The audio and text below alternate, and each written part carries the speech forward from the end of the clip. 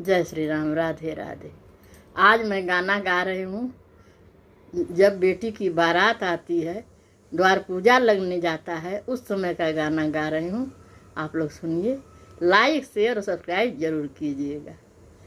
आपन खोरिया बहोरा हो कवन पापा, आपन खोरिया बहोरा हो कवन पापा, आवत बाण दुल्हा दमाद हे लला, आवत बाण दुल्हा दमाद हे लला, आपन गेटवा सजावा हो कवन भैया, आपन गेटवा सजावा हो कवन भैया, आवत बाण दुल्हा दमाद हे लला, आवत बाण दुल्हा दमाद हे लला, बैठ के मांगे दुल्हा टेबल कुर्सी,